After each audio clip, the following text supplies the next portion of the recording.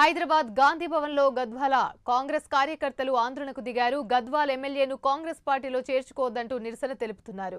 Party working president Mahesh Goud నచ్చజెప్పినా ససేమిరా అంటున్నారు. గతంలో కేసులు పెట్టి ఇబ్బందులకు గురి చేశారంటూ కార్యకర్తలు ఆందోళనకు దిగారు. సమస్యను సీఎం దృష్టికి తీసుకెళ్తానని మహేష్ గౌడ్ తెలిపారు. గాంధీ భవన్ దగ్గర తాజా పరిస్థితిని మా ప్రతినిధి నాగేంద్ర అందిస్తారు. గద్వాల్ బీఆర్ఎస్ ఎమ్మెల్యేని కాంగ్రెస్లో చేర్చుకోవద్దంటూ కూడా గద్వాల్ నియోజకవర్గ కాంగ్రెస్ శ్రేణులంతా కూడా గాంధీ భవన్లో నిరసన వ్యక్తం చేస్తున్నారు. ప్రస్తుతం చూడొచ్చు గాంధీ భవన్ మెట్ల వద్ద గద్వాల్కి సంబంధించినటువంటి కాంగ్రెస్ శ్రేణులంతా కూడా నిరసన వ్యక్తం చేస్తున్నటువంటి పరిస్థితి. ప్రస్తుతం గద్వాల్ జడ్పీ చైర్పర్సన్ అనేటువంటి సరిత తిరుపతికి సంబంధించినటువంటి అనుచరులు ఇక్కడ ఉన్నారు. మాట్లాడించేటటువంటి ప్రయత్నం చేద్దాం.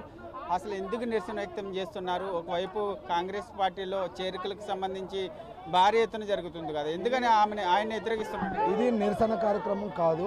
మేము గౌరవ సీఎం తెలంగాణ రాష్ట్ర ముఖ్యమంత్రి గారిని వేడుకోవడానికి వచ్చినాము. ఈ గాంధీ భవన్ సాక్షిగా మేము గత 10 సంవత్సరాల నుంచి అంతకుముందు నుంచి కూడా పార్టీలోనే కష్టపడినాం. కాంగ్రెస్ పార్టీని నమ్ముకొని ఉన్నాం. కావున ఎమ్మెల్యే ఎలక్షన్ అప్పుడు ఒక బీసీ మహిళ అయినటువంటి సరితమ్మను గుర్తించి సీఎం రేవంత్ రెడ్డి గారు టికెట్ ఇవ్వడం జరిగింది. ఎందుకనంటే గత 60-70 సంవత్సరాల నుంచి ఒకే కుటుంబం పరిపాలన చేస్తుంది. ఆ కుటుంబాల వల్ల ఎటువంటి లబ్ధి కూడా ప్రజలు పొందలేదు.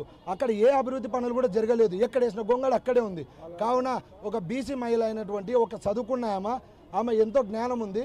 ఆమె వల్ల ఏదో మంచి జరుగుతుందనే ఉద్దేశంతో సీఎం రేవంత్ రెడ్డి గారు ఆమెను గుర్తించి టికెట్ ఇస్తే కొందరు వ్యక్తులు వాళ్ళ సొంత ప్రయోజనాల కోసం ఎమ్మెల్యేని పార్టీలోకి తీసుకొని రావడం వాళ్ళు ప్రయత్నిస్తున్నారు. కావున దయచేసి మేము గౌరవ ముఖ్యమంత్రి గారిని రిక్వెస్ట్ చేసి వేడుకుంటున్నది ఏంటంటే, అయ్యా ముఖ్యమంత్రి గారు, మాకు ఈ ఎమ్మెల్యే వద్దు. ఈ ఎమ్మెల్యే వల్ల మాకు కష్టంగా ప్రాణహాని ఉంది. మేము 2 చేతులు వచ్చి దోడిస్తున్నాము. ప్రతి ఒక్కరు కూడా ఇదే వేడుకుంటున్నారు. ప్రాణహాని ఉందని అందరూ అడుగుతున్నారు. దయచేసి రేవంత్ రెడ్డి అన్న మీరు గుర్తించి ఈ ఎమ్మెల్యేని మాత్రం మన పార్టీలోకి తీసుకోవద్దన్నా. మీరు ఏం చెప్పినా మేము దానికి కట్టుబడి ఉంటామన్నా. పార్టీని ఎలాగైనా కాపాడుకుంటాం. ఇన్ని రోజులు కాపాడుకున్న వాళ్ళం ఈ 5 ఏళ్ళు మనం అధికారం నుండి మేము కాపాడుకోలేమా? ఒక్కసారి మమ్మల్ని గుర్తించండి రేవంత్ రెడ్డి అన్న గారు. మరొకవైపు ఆ సరితమ్మతో సీఎం రేవంత్ రెడ్డి భేటీ అయ్యారు. తమకి సముచిత స్థానం ఇస్తుంది పార్టీ, మీరు ఆధారపడొద్దంటూ చెప్పారు కదా. మరి మీరు ఇట్లా నిరసన వ్యక్తం చేయడాన్ని ఎట్లా చూడాలి? మరి మేము సీఎం రేవంత్ రెడ్డి గారు భేటీ అయ్యారా అవ్వని మాకు తెలియదు. మా ఉద్దేశపూర్వకంగా మేము వచ్చి మా బాధ ఏందో మేము తెలియజేయడం అని మేము గాంధీ భవన్కి రావడం జరిగింది. మా సరితమ్మ కూడా ఆమె ఎంతో బాధగా ఉంది. ఆమెను మేము ఎలాంటి ఇబ్బంది పెట్టకుండా మా మేము వేడుకుందామని మేము గాంధీ భవన్కి రావడం జరిగింది.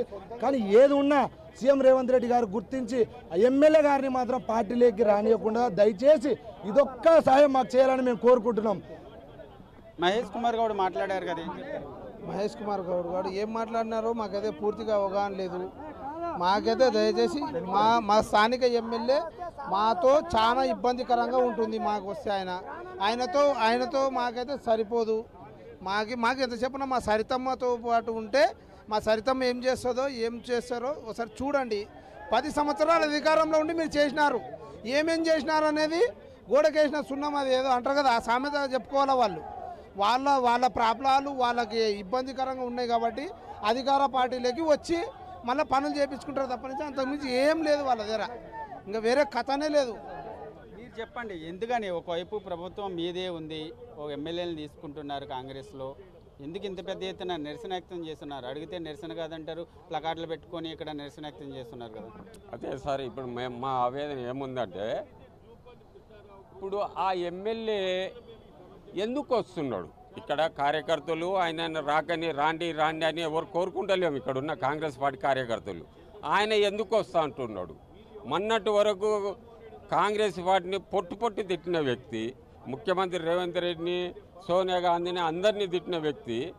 అదేవిధంగా వాళ్ళ అత్త డీకార్నా గారు ఇద్దరు కుమ్మక్కయ్యి ఎలక్షన్లలో తన ఎమ్మెల్యేకి డీకార్నా గారు సహకారం చేసినారు బీజేపీ నుండి. మళ్ళీ ఇప్పుడు ఎంపీ ఎలక్షన్లలో బీజేపీకి ఎమ్మెల్యే గారు కృష్ణమోహన్ రెడ్డి సహకరించినారు. కృష్ణమోహన్ రెడ్డి 3వ స్థానానికి పోయినాడు సార్. అక్కడ మొన్న ఎలక్షన్లో 1,00,000 ఓట్లు వచ్చిన కాడ 40,000 చిల్లర వచ్చినాయి. అంటే ఏం ఆశించి ఆయనని మనం పార్టీలోకి ఆహ్వానిస్తున్నాం? తక్కువ ఓట్లు, తక్కువ ప్రజాబలం కోల్పోయినోనికి మనం పార్టీలోకి తీసుకోవాలా?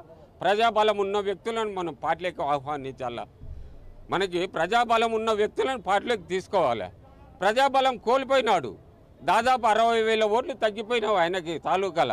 అటువంటి వ్యక్తిని ఎందుకు మనం కోరుకోవడం?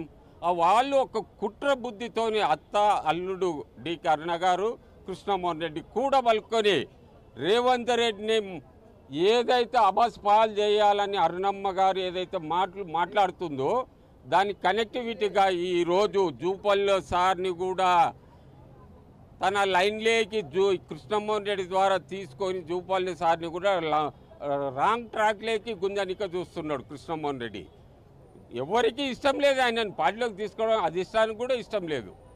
మరి ఆయన నేనే వస్తాను, నేను పార్టీలోకి వస్తాను, నేను పార్టీలోకి ఎవరిని ఏం ఆశించి వస్తాడు? నీ కంకర దందా బంద్ అయింది, ఇసుక దందా బంద్ అయింది, కళ్ళు దందా బంద్ అయింది, మట్టి దందా బంద్ అయింది. నువ్వు చేసిన స్కాములు, భూముల కుంభకోణం, అన్ని కుంభకోణాలన్నీ కేసులు అయినాయి, విచారణ జరుగుతుండయి. నాకు ఇవల్ల ఇక్కడ ఈ పార్టీలో ఉంటే రేపు నేను జైలుకి పోక తప్పదని ఒక దుర్బుద్ధితోనే వస్తున్నాడు. ఏదో ముఖ్యమంత్రి కాదు, ముఖ్యమంత్రి రేపు మళ్ళా వేరే పార్టీ ఇప్పుడు తీసుకున్నా కూడా వేరే పార్టీ ఏదన్నా వస్తుందంటే మళ్ళీ ఎలక్షన్ అప్పుడు ఆ పార్టీలకు జంప్ అవుతాడు. అటువంటి వ్యక్తులతో కాంగ్రెస్ పార్టీ నాశనం అవుతుంది సార్. రావాలనుకుంటే నువ్వు ఎమ్మెల్యే పదవికి రాజీనామా చేయి, మేమే సహకారంగా ఇస్తాం, బీఫామ్ మీద గెలిపించుకుంటాం. రా, మా రేవంత్ రెడ్డి ఏం చెప్తా చేయనిక మేము రెడీగా ఉండం, మా ముఖ్యమంత్రి ఏం చెప్తా చేయనిక మేము రెడీగా ఉండం. నువ్వు రాజీనామా చేసిరా, మేము స్వాగతిస్తాం.